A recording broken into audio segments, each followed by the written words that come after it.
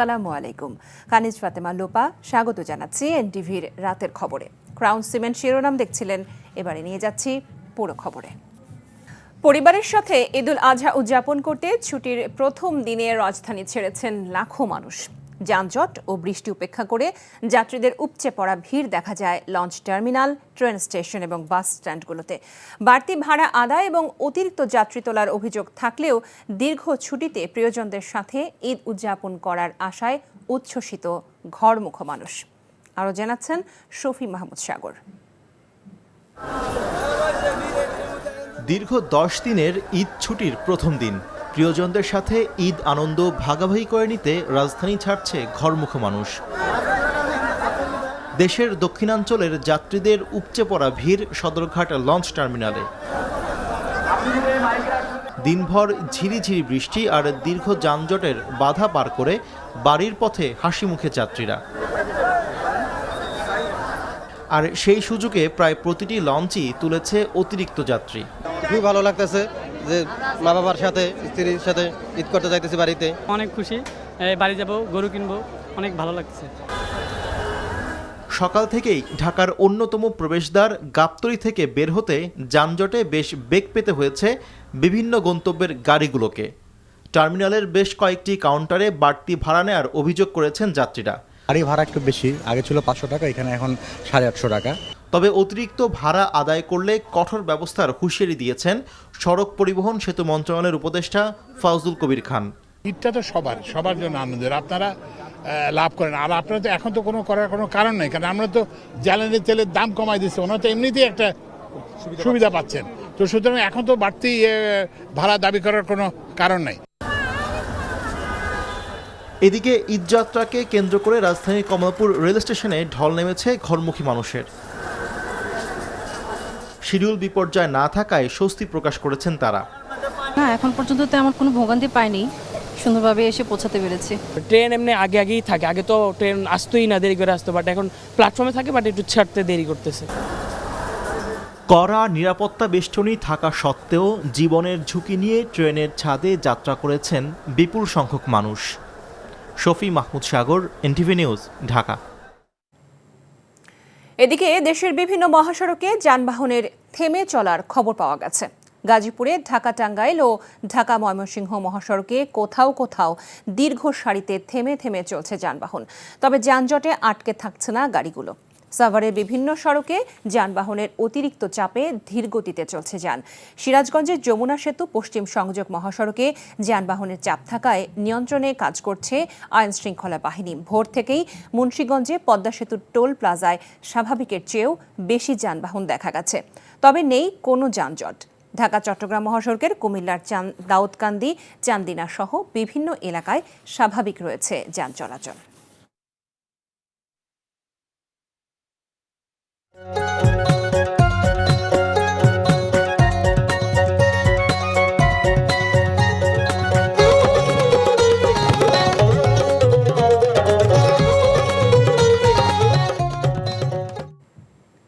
কঙ্কাফ্রেস presents কোরবানির পশুর হাটের খবর। দরজায় কড়া নাড়ছে পবিত্র ঈদুল আজহা। জমে উঠেছে কোরবানির পশুর হাট।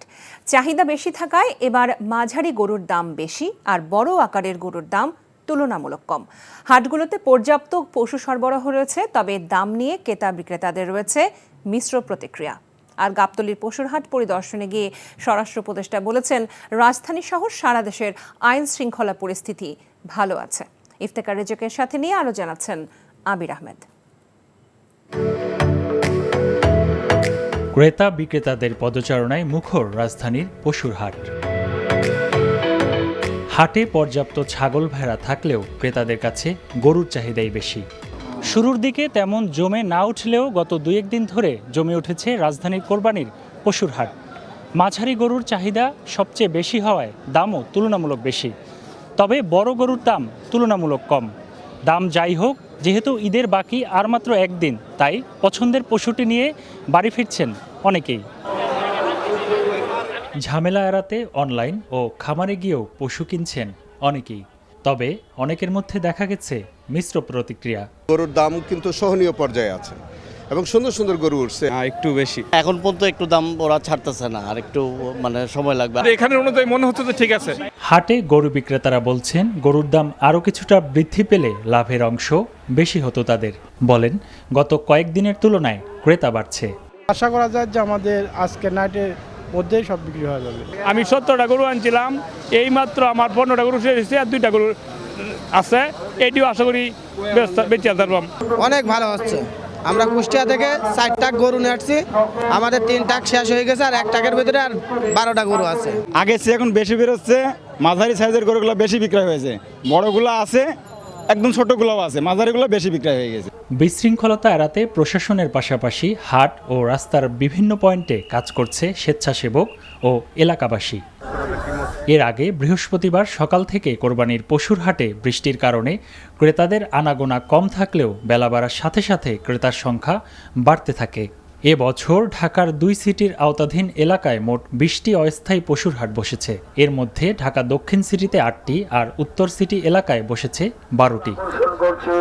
গাবতলীর পশুর হাট পরিদর্শনে যান স্বরাষ্ট্র উপদেষ্টা। এ সময় রাজধানীর সকল পশুর হাটে নিরাপত্তা নিয়ে কথা বলেন তিনি। আগে হলো দুর্নীতির টাকা ভরা ছিল পকেটে, এখন তো দুর্নীতির টাকা নাই, এখন এই জন্য বড় গরু কিনতে পারতেছে না। আইনশৃঙ্খলা পরিস্থিতি আমি বলবো মাশাআল্লাহ খুব ভালো আছে, এটা যেন কন্টিনিউ করো, এই জন্য আপনাদের সবাই সহযোগিতা দরকার। হাট কর্তৃপক্ষ বলছেন পশু কেনাবেচা নির্বিঘ্ন রাখতে সকল ব্যবস্থাপনা রেখেছেন তারা। আবির আহমেদ, এনটিভি নিউজ, ঢাকা। পশুর হাটের আরো খবর জানাতে এখন যাচ্ছি রাজধানীর তেজগাঁয়ে। সেখানে আছেন আমাদের স্পেশাল করেসপন্ডেন্ট মুকসিমুল আহসান। মুকসিমুল, দিন শেষে পশুর হাটের বর্তমান চিত্র কেমন দেখছেন এবং ক্রেতা বিক্রেতারা কি বলছেন?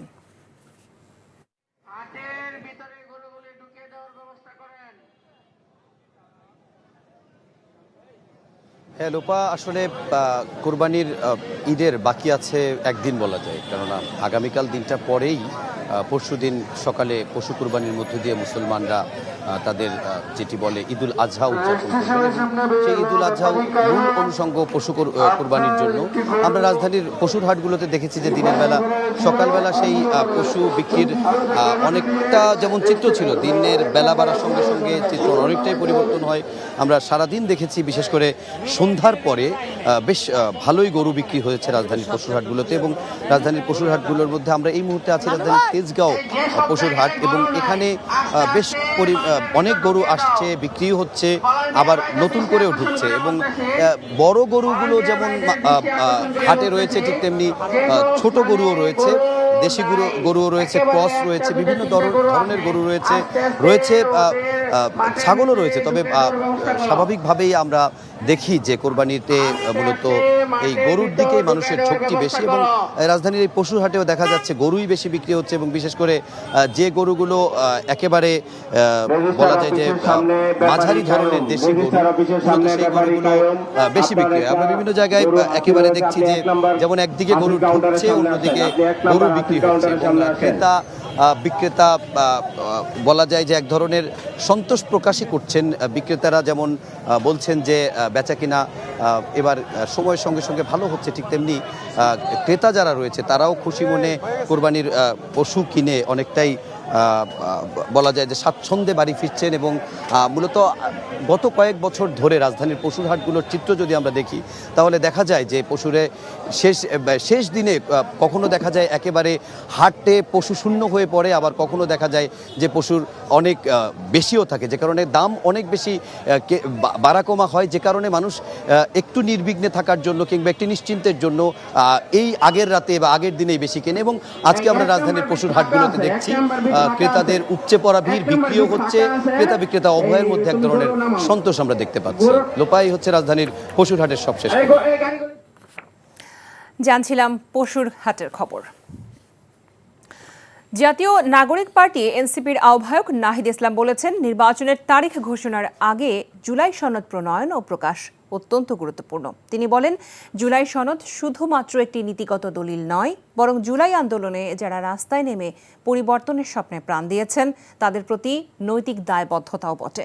দুপুরে এনসিপির আহ্বায়ক নাহিদ ইসলামের নেতৃত্বে একটি প্রতিনিধি দল ঢাকায় চীনা রাষ্ট্রদূত ইয়াও ওয়েনের সঙ্গে সৌজন্য সাক্ষাৎ করেন। এ সময় নাহিদ ইসলাম এসব কথা বলেন। দেশের গণতান্ত্রিক যাত্রা ও সংস্কার প্রক্রিয়া ঘিরে জাতীয় এবং আন্তর্জাতিক পর্যায়ে বিরাজমান গভীর আগ্রহ ও বাংলাদেশের পরিবর্তনশীল এবং চলমান রাজনৈতিক প্রেক্ষাপটের বিষয়ে আলোচনা করতে এই বৈঠক অনুষ্ঠিত হয়। শনিবার নগরীর প্রধান ঈদের জামাত অনুষ্ঠিত হবে সকাল 7:30টায় জাতীয় ঈদগাহ ময়দানে। এজন্য সব প্রস্তুতি সম্পন্ন হয়েছে বলে জানিয়েছেন দক্ষিণ সিটির প্রশাসক মোহাম্মদ শাহজাহান মিয়া। সকালে জাতীয় ঈদগাহ প্রাঙ্গণে এক ব্রিফিংয়ে এসব বলেন তিনি। ঈদ জামাতে প্রায় 35,000 মুসল্লি অংশ নিতে পারবেন বলেও তিনি জানান। এ সময় নিরাপত্তা নিয়েও কোনো শঙ্কা নেই বলে আশ্বস্ত করেন শাহজাহান মিয়া। বলেন, আবহাওয়া খারাপ হলে প্রধান জামাত সকাল 8টায় বায়তুল মোকাররমে অনুষ্ঠিত হবে। আর কোরবানির বর্জ্য ঈদের দিন 12 ঘন্টার মধ্যে অপসারণ করা হবে বলেও আশ্বস্ত করেন তিনি। এ সময়ে এক প্রশ্নের জবাবে তিনি বলেন, নগর ভবন বন্ধ থাকায় প্রস্তুতি বিঘ্নিত হচ্ছে, তবে কবে নাগাদ নগর ভবন খুলবে তা স্পষ্ট করেননি তিনি।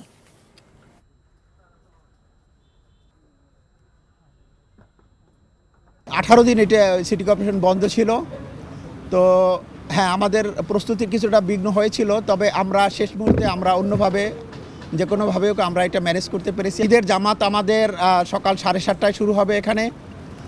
আর যদি আবহাওয়া এমনই খারাপ হয় যে এখানে কোনো ক্রমেই নামাজ আদায় করা সম্ভব হচ্ছে না, তাহলে সেক্ষেত্রে আমাদের বিকল্প হিসেবে বায়তুল মোকাররম সকাল 8টায় সেখানে আমাদের ঈদের জামাত অনুষ্ঠিত হবে।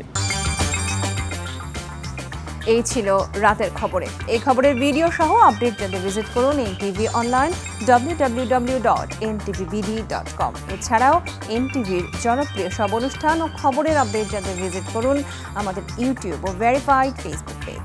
রাত 1টায় মধ্যরাতের খবর দেখার আমন্ত্রণ জানিয়ে বিদায় নিচ্ছি। সবাইকে ধন্যবাদ এতক্ষণ সাথে থাকার জন্য। শুভরাত্রি।